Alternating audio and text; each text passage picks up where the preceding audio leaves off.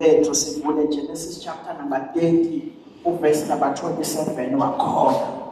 Genesis chapter number 30 verse number 27 wakhona kuphela. Izwi lahlabi inhliziyo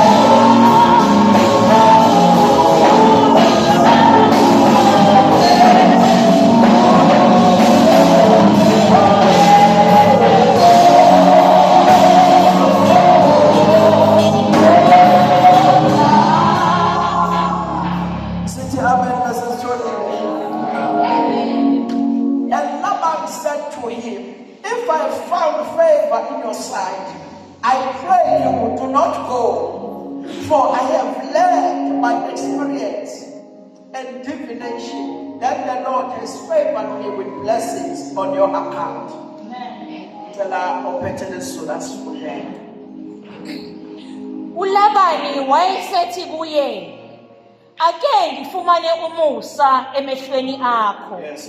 Sengibonile ukuthi uJehova ungibusisile ngenxa yakho. Ngiyacela siphinde ngokugcina. uLabani wayesethi kuye, ake ngifumane umusa emehlweni akho.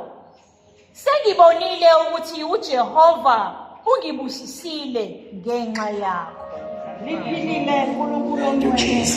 Siphila ngalo Nkosi yamakhosi, konke kwavela ngalo. Izwi lakho uNkulunkulu wethu ongcwele elikhali inhlangothi zombili. Khuluma uNkulunkulu namandla wonke ekuseni silalela. Deka inhliziyo zethu nonembeza bethu sizwe izwi lakho.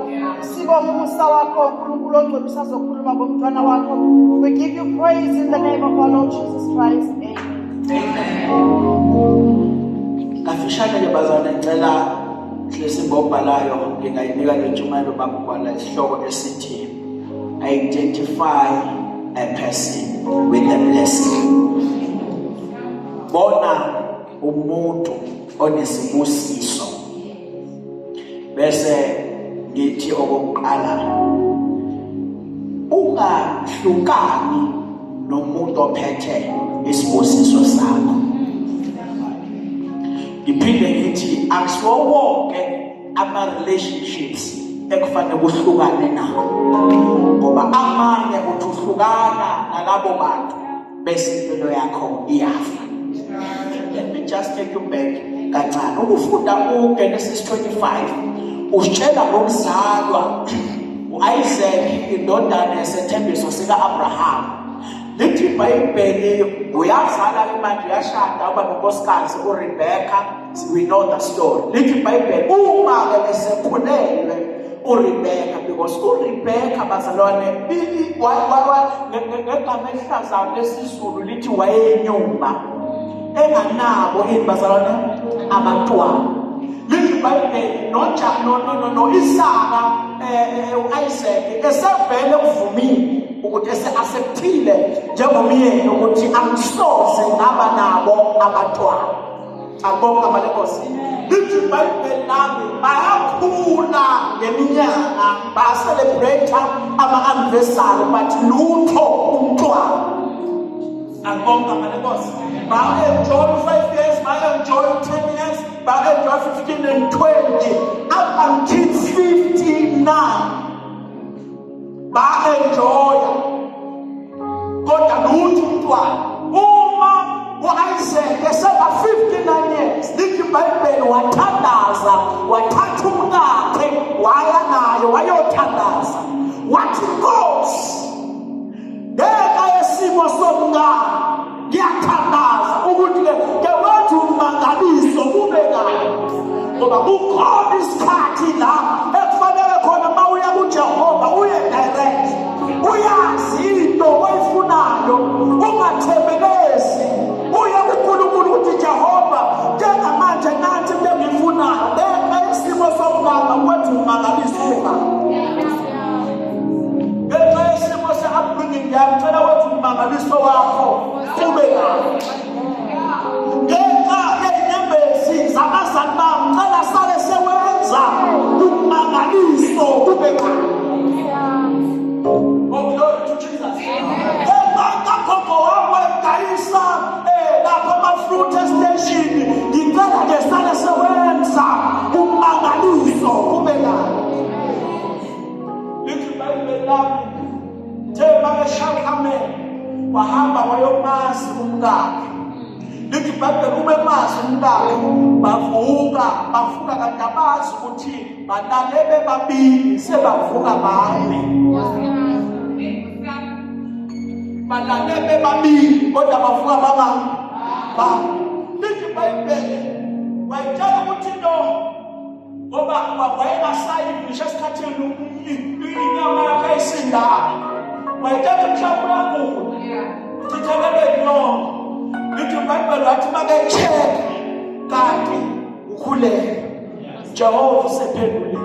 Awucela ukumemezela phezu kwempilo yakho kafishane, phezu kwempilo yakho kafishane ukuthi uJehova uzathi uma uphuma ngalo mnyango uzobe esephendulile. Kanti uJehova useyindani. Lithi iBhayibheli bazalwane ucabanga ukuthi ingane yinye kanti uJehova ubusise ngamawele. Khona ezinye iy'busiso okuyilandelela kanti awazi ukuthi ziphethe double fold. Ukhona nje isibusiso sokuthi uma kusivuna kanti awazi ukuthi siphethe double fold. Uma uphathe kahle lesi uNkulunkulu uzokunikeza lesi simo. That is why lithi iBhayibheli wobonga okuncane ngoba lokho okuncane kuletha okukhulu okungemuva. That is why lithi iBhayibheli othembeka kokuncane mina Jehova ngiyakumthemba. Abakwazi uNkulunkulu ukukunikeza, abakwazi uJehova ukukunikeza iGNE, iMercedes, ungakwazi ukuthembeka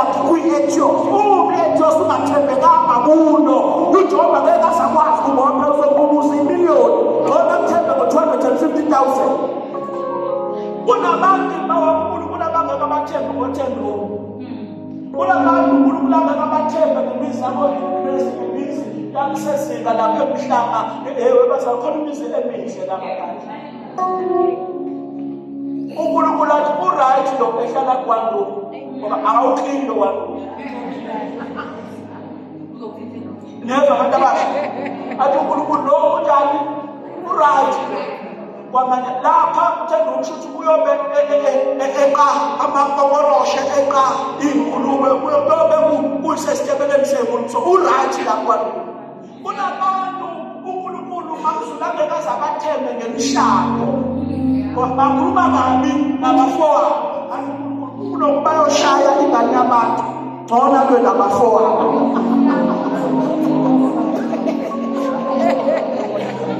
Kunabantu uNkulunkulu angabazabathembe ngabakhosikazi ngezwa abantu abasha uNkulunkulu amthembe ngabakhosikazi wena usabatha ngabodadewenu. uNkulunkulu lo ngcono ngoba udadewabo uzogana hamba esalele so mlokosha uphingane abantu akasaledwa. Ngikho bazalwane ithi iBhayibheli the blessing was a double fold blessing. Lithi zikaNkulunkulu uthele sayifika kusena 60 ke manje uIsaka. Lithi iBhayibheli sayifika usuku lokuthi aphushe. Lithi iBhayibheli yathi ingane iseswini waqale waphuma. uNkulunkulu waqale waphuma uJakobe kodwa akaphumi engoqala. Ngikho bazalwane lithi iBhayibheli uma kuphuma leliwele lokuqala lithi izwi likaNkulunkulu athi siyasonke ivila ngezulu ukuthi iwele lokuqala yilona elincane. Ayibonke abantu kodwa ke ngoba abantu bazi ukuthi leli liphuma eqala yilona elidala ngokwesikhathi but akusilona kahle endlini bazalwane elidala.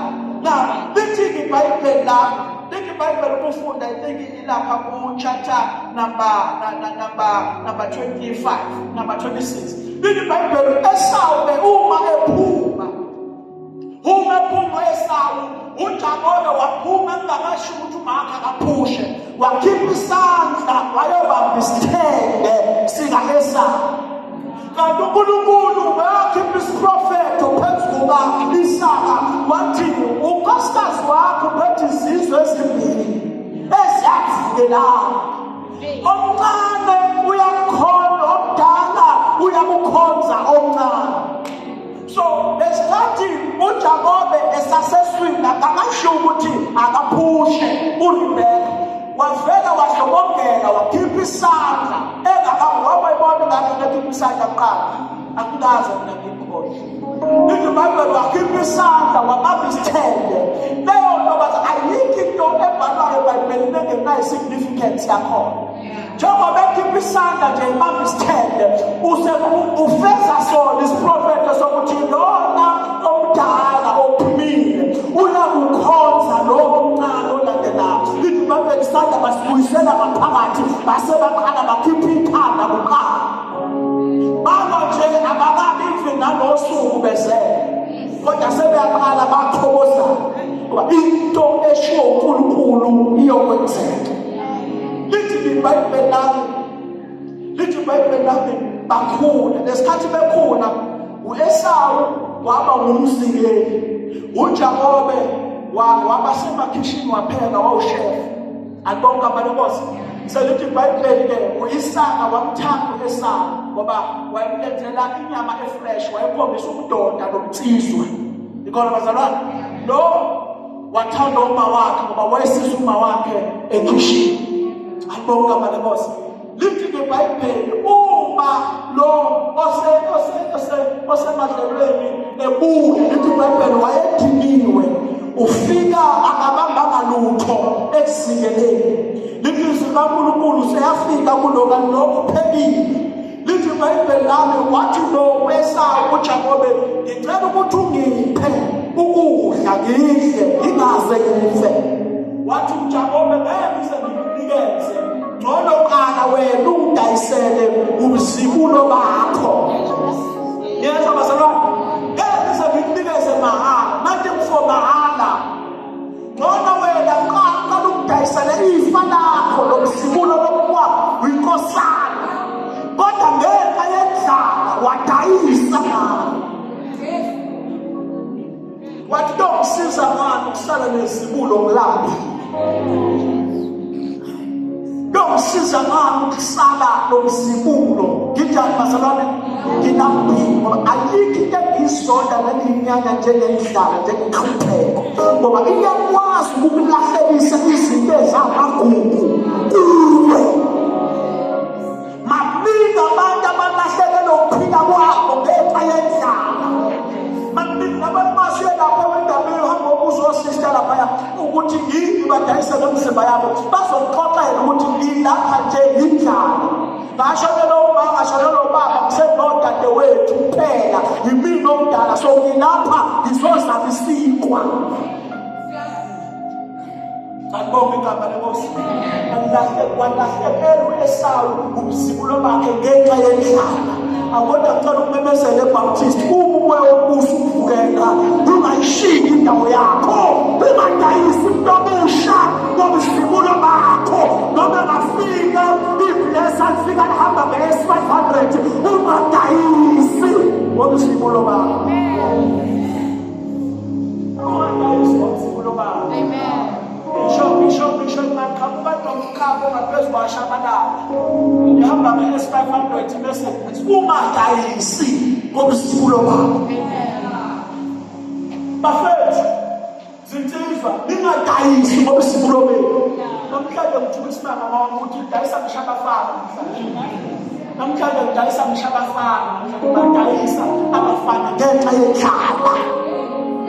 Namhlanje insizwa iyakwazi ukuthi ithandane nomama ongangoma wakhe nomama ongagogo wakhe athandane naye ngenxa yendlala.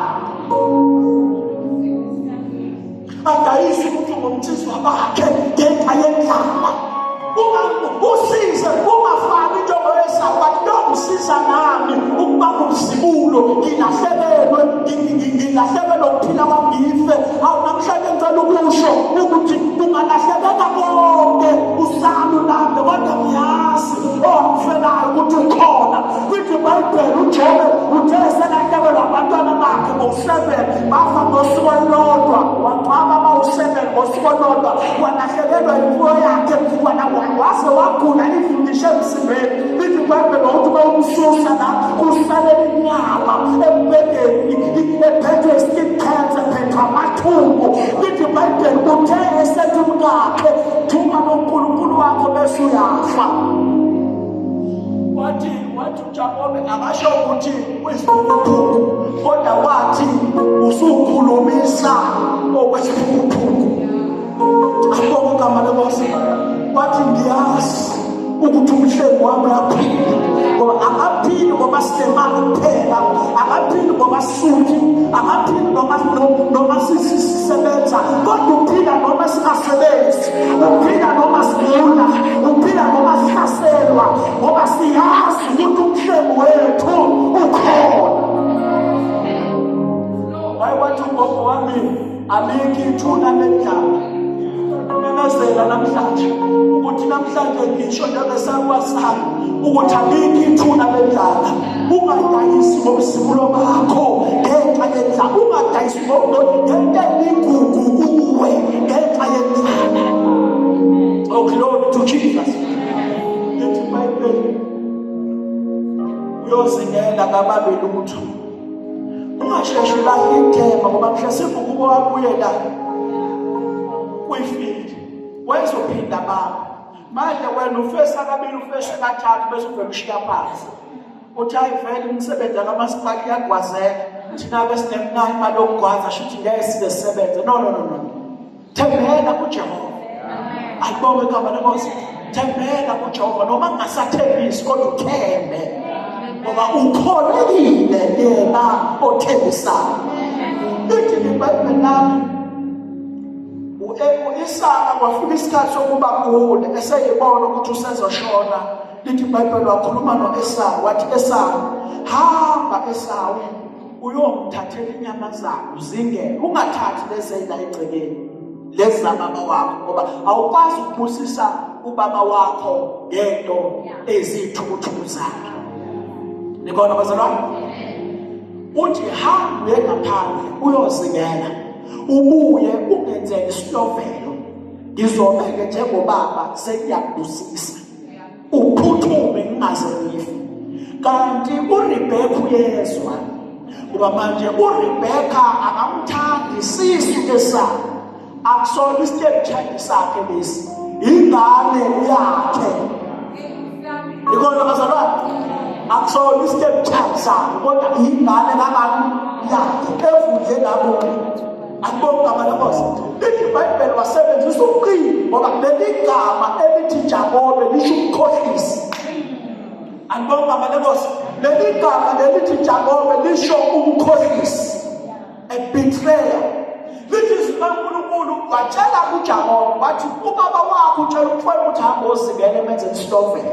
So wena hlaba imvula egcekeni, uyigcobe izandla, wenze qobe igazi lakho ngezandla, bese wenzela ubaba wakho isilovelo, bese uyabuye akubusise.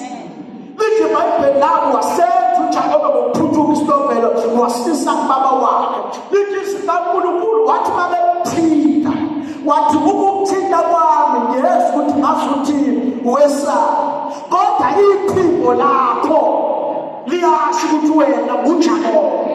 Manje ngenxa ukuthi usemdala asaboni usekile, kodwa ngoba besemkhulumile akuyele ezwini lami ngizakubusisa, kanti usebusisa umuntu olonza phambanisa. Lithi uNkulunkulu wayiphambanisa izandla wabebe sabusisa. Ukhona abantu abakwazi ukuphambanisela isibusiso sakho. Ukhona abantu emndenini abakwazi ukuphambanisela izinto zakho. Awukhuluma kafishane ekuseni, kunabantu emndenini ongabathanda ngayonke inhliziyo yakho, kanti akwazi ukuthi they are your greatest enemy, because bayakuphambanisela izinto zakho.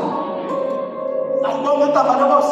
Lithi iBhayibheli uma bephambanisa izandla wabusisa, kanti uzothi makeqeda lokubusisa ngelo esawo esesilungisile isilovelo. Lithi iBhayibheli ugijima uya kubaba wakhe, uthi baba nasi isilovelo, uthi baba wakhe no, you are late, sengibusisile nje wesa. Uthi cha baba, impilo esawo. Uthi no, shuthi uqobo usesithathile isibusiso, usesithathile isibusiso. Lithi iBhayibheli uwabaleka uJakobe, wabaleka kulo ngoba ebona ukuthi umfowabo uzombulala.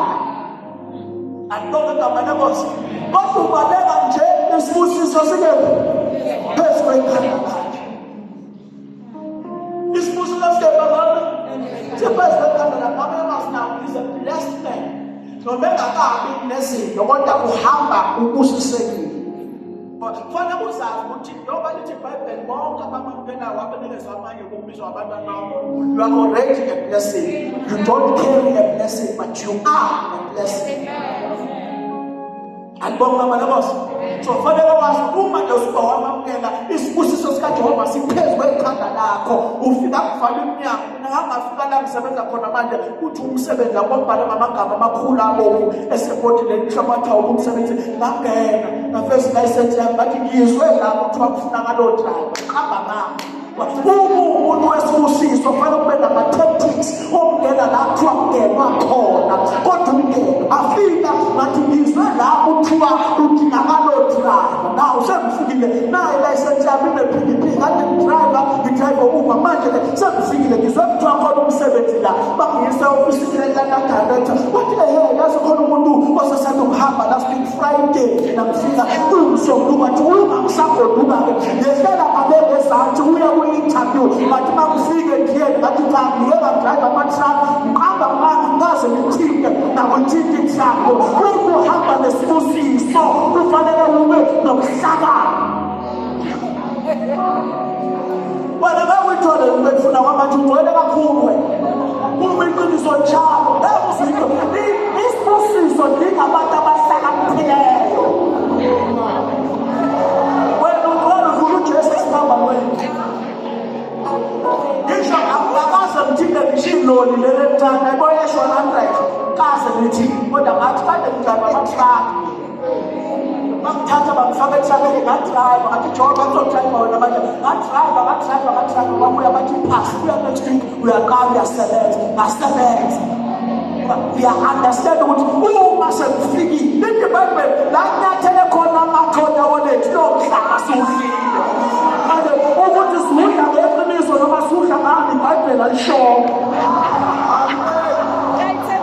kodwa la esebesanyathela khona umhlaba suhlile wena uzobakwela umshuni esibambalweni ngohlalo kwathandazwa amabisa awubi nawo uhlangani ingakho lethi Bible ogcwele akanawo amanga kodwa unamasu awu kusho iBhayibheli akusho ishabalala lithi iBhayibheli ogcwele akanawo amanga unamasu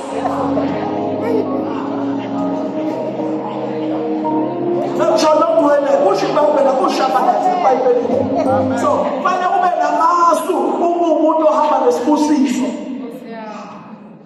ungabi ngcwele njalo abaphutha imishado relationship akhiphiziswa too talkative manje mina awungifanele ngakhiphiza indoda ayindaba lesizwa ikhipha indoda ifuna wena ohlala ekhaya awunawo amasu wena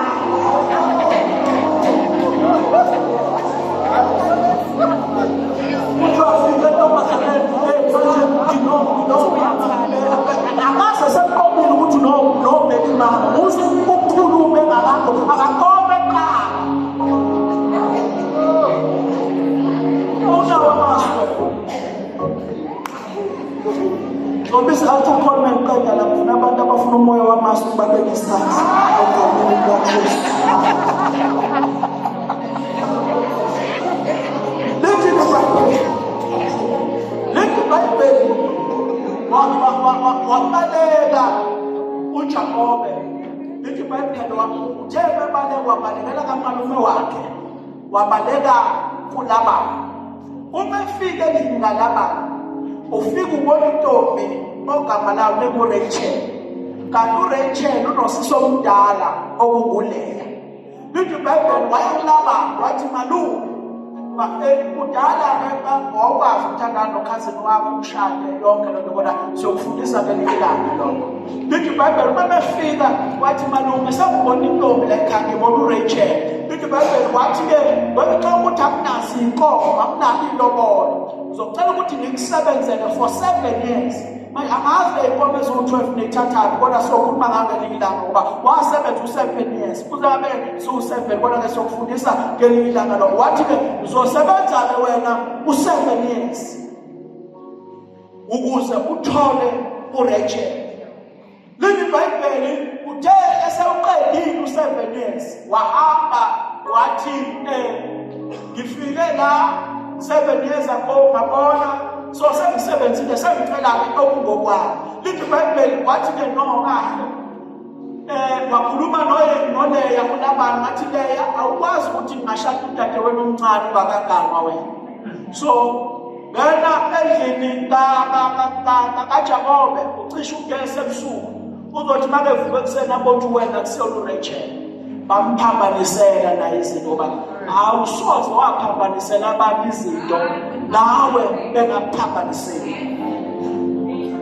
cela ukuphinda abangizwana awusoze waqhubeka waphumelela ekuphambaniseni abantu izinto zabo wena ungekho zokuhlangana nawe akuphambanisele zabo fanele wazi ukuthi uma ubaphambanisela ukhona mhlawumbe ngaphezu kwakho ozokuphambanisela lithi iBhayibheli bamphambanisela uthe babevuka ekuseni wayetshela ukuthi unkosikazi wakhe lwavuka nawo uRachel wathi makukhala ugesi ekuseni wabothawo wagijima kuLabani wathi umkhohliseleni na ngoba mina angibonanga uLeya ngibone uRaheli lithi iBhayibheli wathi uLabani akwazi-ke la Jakobe ukuthi ungagana indodakazi encane endala engashadanga engayimisele ukuba nothando lesithembu uyabona kodwa bamphambanisela wagcina senesithembu kanti engasifuni kanti-ke usuzosebenza-ke another 7 years ukuze uthole lona okuyena impela okufunayo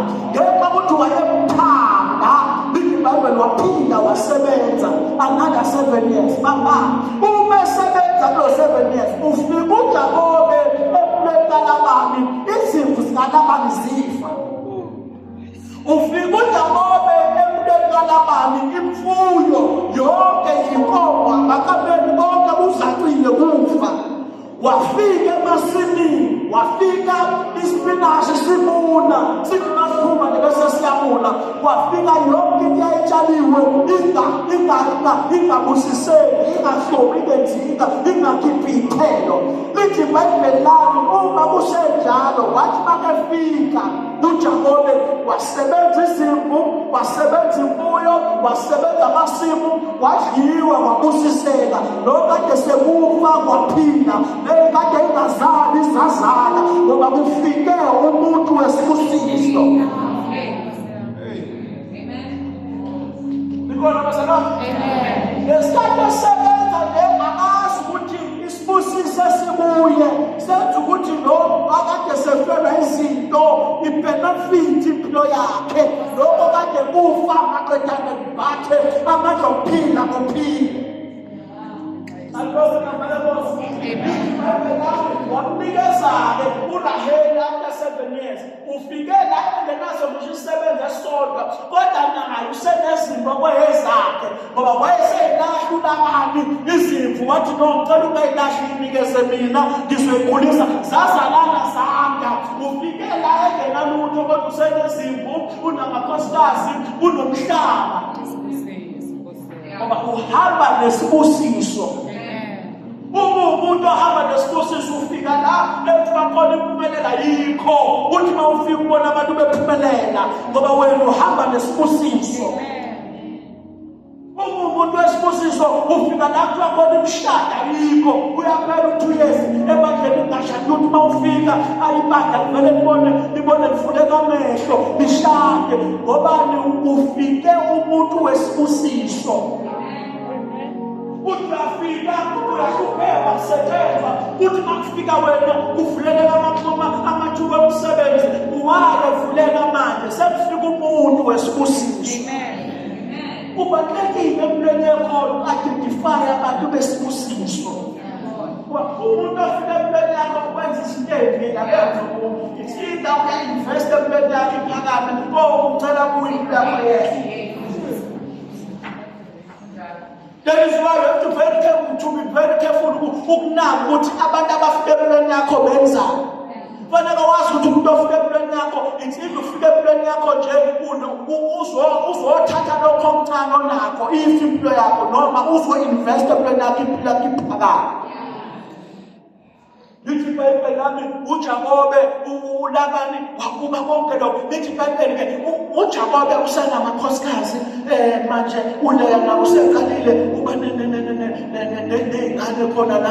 Lithi sikaNkulunkulu usethi-ke sengicela-ke manje uhamba ufika kuLabani uthi Labani bengenalutho ukufika la kodwa manje I've gained izinto ngenxa yokufika kwami la kuwe. Uthi-ke sengiyacela-ke manje ungidedele ngihambe ngiyobona ukuthi nami ngiphila kuliphi izwe nalokho enginako. Lithi iBhayibheli wala waphetha uLabani verse number 27 uthi ngiyathandaza ngiyacela I pray you that you shall not depart from me because I have learned by divination that the Lord has blessed me on your account.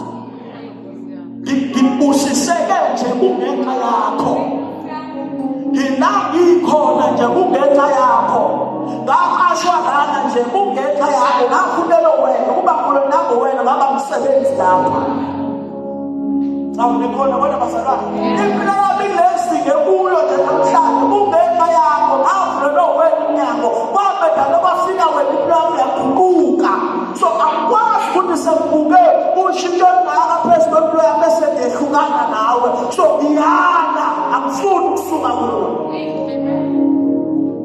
angifuni ukusuka kuwe ngoba ukusuka kuwe ngiyazi ukuthi impilo yami izakuphela kunabantu ekufanele kuqala ukwehlukana nabo qala nabo athi akwazi ukuthi Ngoba ufika abantu izimvu zifa kodwa kwathi makufika izimvu zazalala.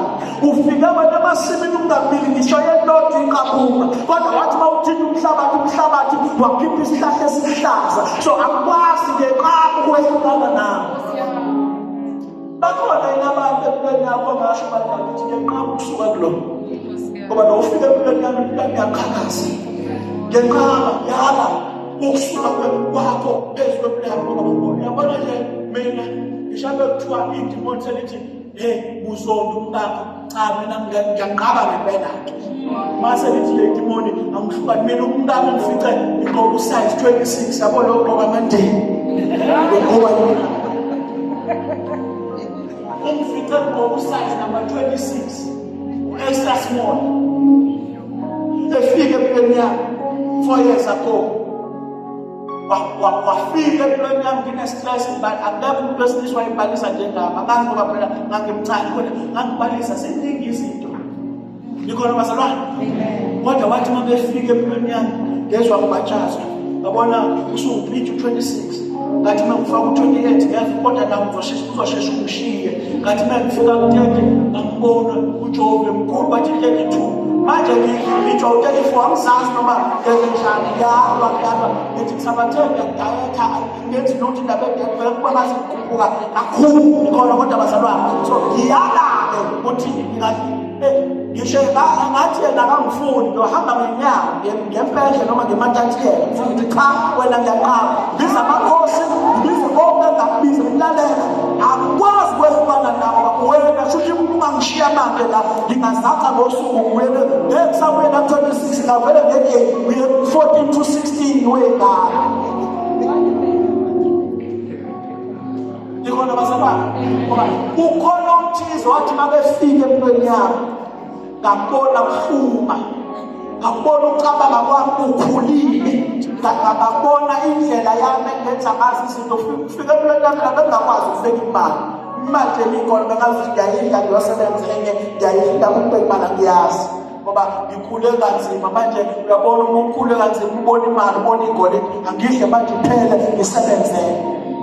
Wafika empilweni yami waqoqa impilo wayehlela impilo konke wahamba ngomumo kwahlelela so sekuyana-ke manje ngisho engahlelenyenyeza usathane anjawo bakho shiya phansi khona omuhle sengimsethele wena ngabethi ayibhabhayi naloyo ngoba lo ungifice nginje so ngiyala ukuhlukana naye. Kunabantu afana ukuphimisela uma bengekho abantu abanjalo empilweni yakho akakubusiseki.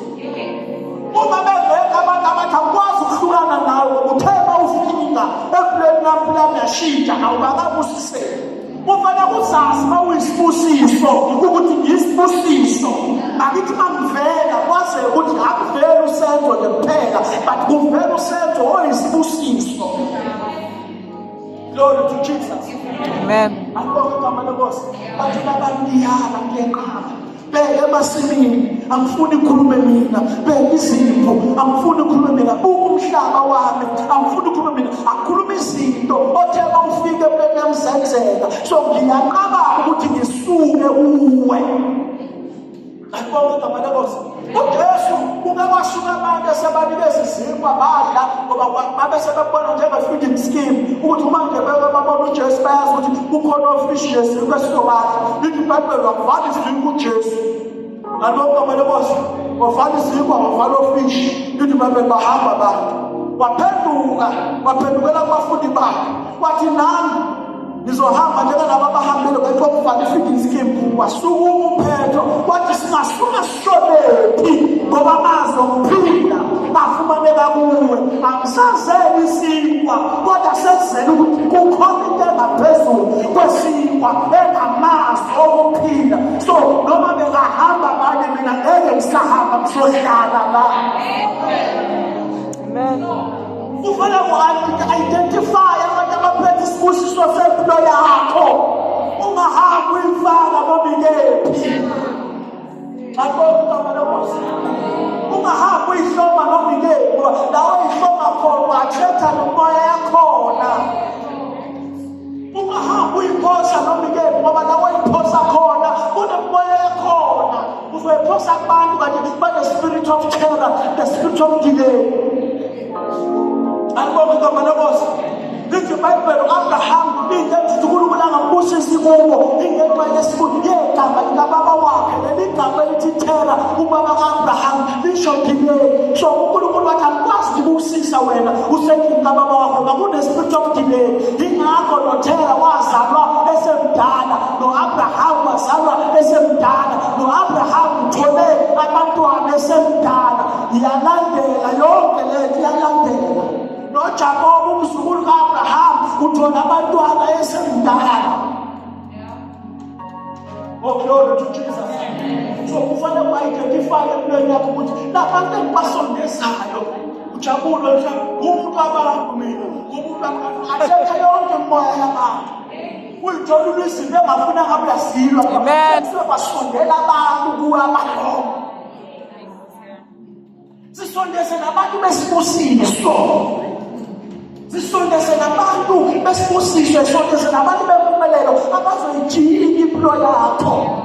Nikathi babone labantu laba asithi masipuma emsebenzini abahlala ema-tech shop uma kwabesifazane laba bamagawu baba u4 noma baba u5 baxoxa lentona impilo zalabo bantu ukuthi ayiphumeleli kodwa abaseba abantu abaphumelelayo. So uma uzoyihlanganisana nabo bantu bazobaye bathi bayayitshela phela labathi bona bayasebenza bayitshela yilabo awubabona besenga ngama-weekend kuphela.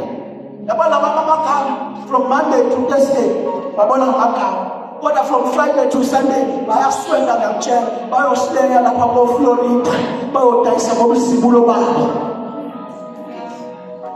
Balahleke ukuyiconnecta nabantu besibusiso. Uma ufuna ukuyiconnecta nabantu besibusiso yonke into efikayo uzoyisebenzela. Kodwa ungayisebenzela kamnandi uzoyisebenzela ngegugu bakho ngomzibulo bakho. Oh, glory to Jesus. Amen. Lithi iBhayibheli wanqaba baba what I've learned by divination that the Lord has blessed me because of you. So now ngiyanqaba kwehlukana nawe uyisibusiso kimi. I refuse kuhlukana nawe. Sengithandaza lithi iBhayibheli lami uma ufunda incwadi kaRuth chapter number 1 chapter number 2 lithi iBhayibheli chapter number 2 uthi uNaomi okufike nalo la kwaMoab akusekho.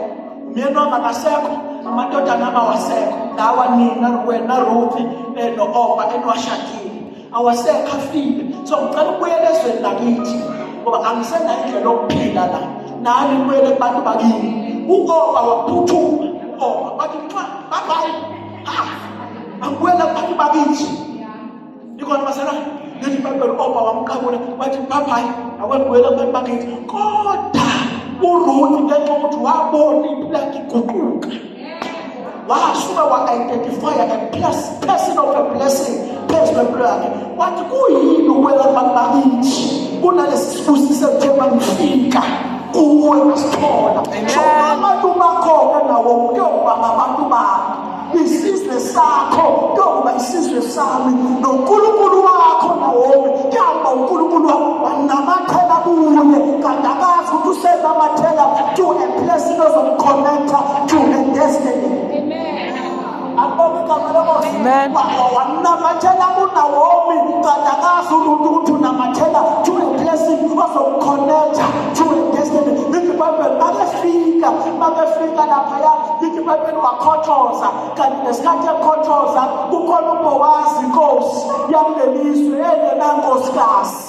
Lithi iBhayibheli wabuza uBhowazi ukuthi nomuntu lo ofuna ngaphezu kwabantu akhe befuna ofuna kahle kangaka owaphi. Baphuthuma abantu bathi bayaBhowazi bathi hayi kahle Bhowazi umfelokazi lo umuntu wayegane wafela indoda kukhona intombi thina esiyilungisile kukhona amafetshini esiwalungisile angayazi indoda engakazagama esikulungisele wona. Wathi uBhowazi no kahle ngiyayibona lezo intombi zokuhlala kukhona lo engimfunayo.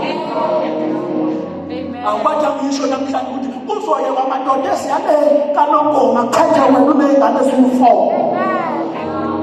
Lithi iBhayibheli wathi uBhowazi cha ngiyayibona lezi zakaNongoma khona lo ngifuna lo asiyenzi lento eyenziwa yilo. Amen. Asiyenzi lento ezenziwa yilo. Lithi iBhayibheli bambiza. Lithi iBhayibheli lensika kade ikhothoza waba insimi yakhe waba iqueen. yangelose bagcina ngokuba yiqueen uBowazi noRuth bazala uJese baba waba ugogo kaJese uJese ozala uDavide osithi uma sithandaza sithi Jesu ndodana kaDavide nawe ukubona wona ngakhona ekhaya ukuburuda ngakhona ekhaya ndawoni ngakekho esizukulwaneni esilethu uJesu emhlabeni uRuth ukhokho kaJesu. So ukuba ngakhona ekhaya ndawoni a person of a blessing ungeke azabe sekuyihistory yabantu ababikhaza lokubethi inkosi yamakhosi emhlabeni. So ukuyikhonetha nabantu besibusiso ukwenza ukuthi ube kwi-books of history. Ukuthi noma ungafa kodwa kuthiwa kwabakhona umama eBaptist, kwabakhona ubaba, kwabakhona insizwa, kwabakhona intombi, akwada kukhona basabani. Umuntu wesibusiso noma ungedlula ungaba umuntu wesibusiso nje njengoba dusha ukuthi ekhona uzosanda kwazeka sibonakala isikhala sakho ukuthi kukhona intombi yakahlobo ekade siphathela kahle uhlelo, kukhona intombi yakahlobo ekade ikholwa kahle kube khona ispace ubusuhambi. You are a person of a blessing. Akusale kwazeke lokhu usuhambile ukuthi kukhona okuyisibusiso kade ukwenza phakathi esontweni. Oh, glory to Jesus. Amen. Ngaba namhlanje identify ukuthi nabantu abasondezela ngaka unama-contact wena ayi-1000 WhatsApp. Umuntu abantu 1000 kodwa uyakwazi ukusela u-12 so uyakwazi konke labo bantu ba-useless kanjani. Wena ukwazi ukuswela u-12 kodwa unabantu aba-1000 WhatsApp. Now uyabona ukuthi awikho nethanda nabantu besibusiso kwazi kuswelisinkwa kodwa nabantu aba-1000 WhatsApp. Akekho umuntu ongaphasi ongaphuthumisa uWhatsApp ukuthi azamalanga ukuthi kaNkulunkulu abathi ekhaya cross la 500 rand. Awikho nethanda nabantu besibusiso ufuna ukuthandwa njengabantu beseningini uyifaka nje kuwena kubantu. Ukhona abantu sisini abantu abakuma-relationship abakuma-friendship abizayo athi umuntu ezazi ukuthi uphume ekhayeni enjani kodwa abe nabangani abagqoka iy'ngubo ey'phezulu abaphuzwa banodonkerenyoni indlela abaphuza izinto ey'phezulu abathi babethatha amaholidi bathatha amaholidi ko-Cape Town wena usaswele imali yokuya la-Oceans Mall kodwa uyi-friendship nabantu abathatha amaholidi baya ko-Cape Town baya ko-Cape Point bahlala 7 days ko-Cape Point. Wena uhlula malini kaleke 20 rand uhlula 40 rand wokuya la Oceans Mall kodwa uhlangene nabantu wena abathatha amaholidi phuma kuma-relationship abiza phuma emabhosini zikhonethe nabantu abazoba isibusiso kuwe. Uma mthwani bathi siyahamba siyaholidini samaphela imali siyahamba usuyongena ey'kweletini uzuvele ngomqala ngoba kuthiwa kiwe holidini. Bayakwazi ukuthi awusebenzi uma usebenza bayakwazi ukuthi awu-afford angeke base bakuhlanganisele wena ngisho imali ebhalweni bafulayo bona 2 hours sebefikile eCape Town wena uzanqanqazela no-internet 24 hours udlula ko-Port Edward usungephi ngidlula la e-Port Edward sabekulindile phambili uyifake emabhoseni connecta nabantu abazoba isibusiso phezu kwempilo yakho abazokuvulela iminyango abantu abazolwa ukuthi musukuya kwabashonisa uma kuthiwa siye holidini bakuhlanganisela imali bathi siyahamba bakufunela ama-credit card ube uqobe nawo uyabona uswele ufane nabo uma une-wifle ka-350 bathi thatha le yami mina kuzoqoka le enye bafane nawe because they are person of a blessing phezu kwempilo yakho. Ungayikhonekthi nabantu abazohlezi beveza ukuthi ungaphansi kwabo.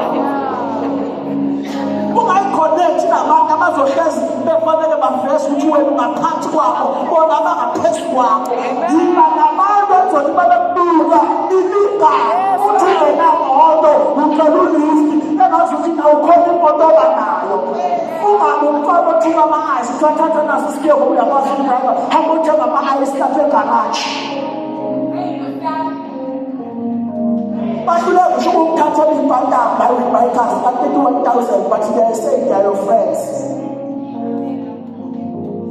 Godfather, kade ngilibuka nje phela sinayimondo ebazalwane kade ngilibuka nje lapha eWebikers lu-32,000 ngathi Jehova uthinte phela uthinte nje oyedwa ebusuku akunikeze umthelo umthile nje ufana ukufezela lesi sithombe uthi bashabalala bephuthume lokunikeza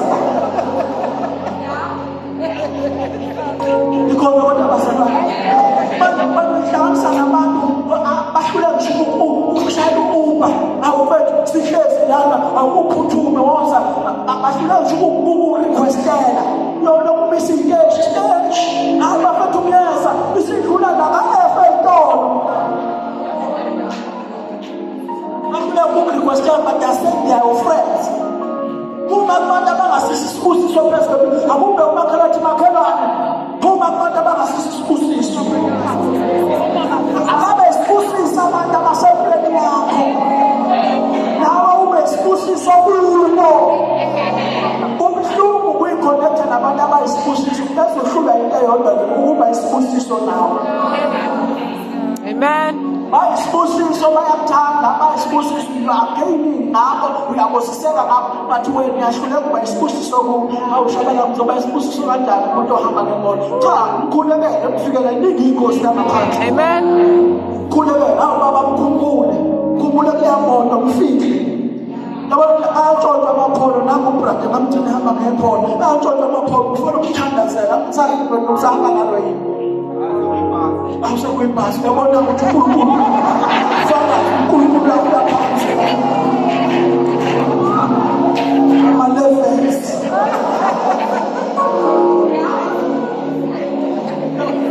uma isibusiso ubakhulekele because bagcine benenhliziyo ezinhle kanje abakulu ngokwenza kuningi khona bazana abanomhobholo abathi uma bebona omunye umuntu ebusisa omunye sebayadinwa babuthe sebeyehlala i-percent ngakini ubakhulekele ubaxusele ukhuluma isibusiso phezu kwabo ukuthi Jehova akusise babise umkhawulo. Amen. Uba isibusiso uwe nabo eba isibusiso kubo. Ayibonge igama lenkosi. Ungalokhu uyikhonekta nabantu abantu abenza impilo yakho ibe depressed more ube ne-prayer pressure ngabo kambe kwenziwa amaphathi endlini zabo uma sekufanele kuziwe kwakho hayi angekho bafethu nomkhuleko khona ngiyakhona ukubalulekile lo mkhuleko ngoba usakuthi bazobona ikhaya lakho sakuthi bazongenisa kwakho bajabula abangani osakuthi abangene kwakho kodwa wena uma kuwe emzini yakho sho kukhona-ke lo mkhuleko uyaxolisa emkhuleko angikho ngephathini kasibanibani kodwa uma kufanele kuzwa kuwena hayi umkhuleko ubalulekile ngaleso sikhathi hayi bafethu ngemkhulekweni seniyohla kahle ningishiye iplate nolubona ntambama you are afraid ukuthi bazofika babone isimo ophila kuso abasibone isimo embrace ngicela ukukhuluma embrace la uJobe sakubeke khona ngoba uma embrace la uNkulunkulu akubeke khona uzokwazi uku-appreciate uma sakubeke phezulu uku-appreciate la embrace la abekwazi uzophakamela abantu kusunaphaya uma uhlule uku-appreciate embrace la kunabantu abaqabela isibusiso ngoba uyabuka ukuthi uma sebabeke laphaya uzohamba laphansi kwabela kwalovolo la aphakame angabi isibusiso uzovela phakame angakwazi ngisho ukulifta isakwazi esihamba ngangeframe athi ayisahe ngabi ingane zakhe zoyena ziyiwise ngenazo iy'moto bakwethu ngeke upetrol uyabiza 21 rand ilitha usephakamela abantu uJehova amnikeze lezi zinto ukuthi abe isibusiso kubo. Iba isibusiso ungenaso ungenalutho kodwa ube isibusiso. Yabona mina ngiyiphakamisa kodwa mhleze ngifonelwa abantu awushabalela ngathi usekuthule kakhulu Sawujula kakhulu shabalala usaphila kodwa hayi uyaphila konke kuhamba kahle. Abantu bayathanda ukuba kwi-presence la ngikhona. But mina ayikho into uma ubheke empilweni yami ngathi iyababazisa kuphela kuhle nje noJesu nginonkulunkulu kuphela nomkamo omuhle. But akukho umuntu ongakubabaza. Ayikho into ongayibabaza, ayikho imoto ongayibabaza, but nje ngimuhle, nginoJesu omuhle, nginonkosikazi omuhle.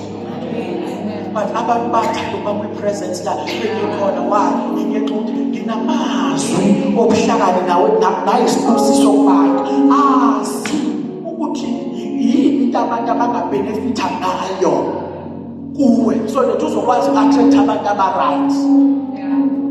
Yabona mina ngina-26 kodwa akunawo umngane olingana nami. Amen.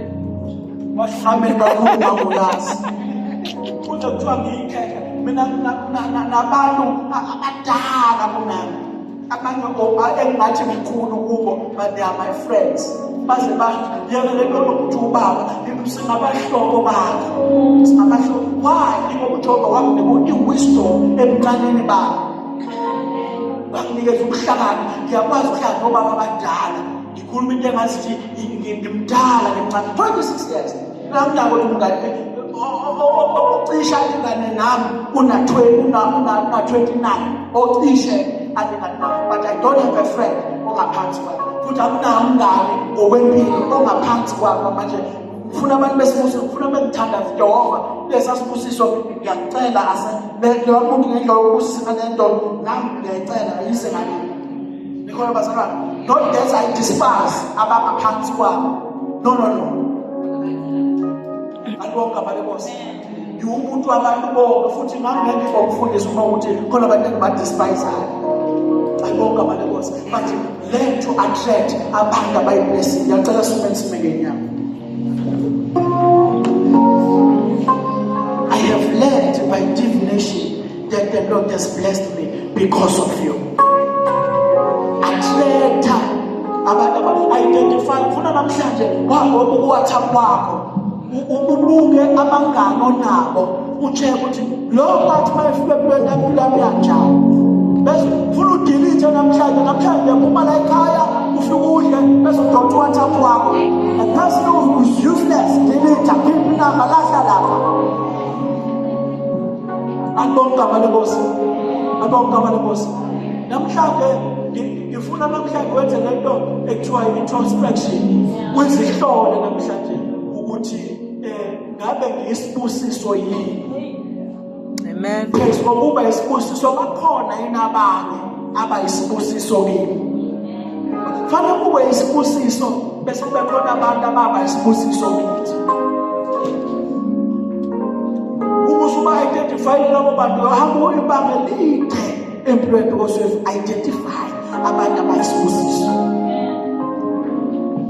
Uthi Petro singasibashone ngoba amazophila atholakala that is a blessing words ayisibusiso ukuthi siphile alibonga balebosi ngifuna ukuthandaza umuntu ekuseni othi Nkosi ngicela ukuba isibusiso hayi ngemali mhlesimbe hayi nangani but ngicela ukuthi mengiyiphakathi kwabantu angibe isibusiso iyenze impilo yami ibe isibusiso kubantu.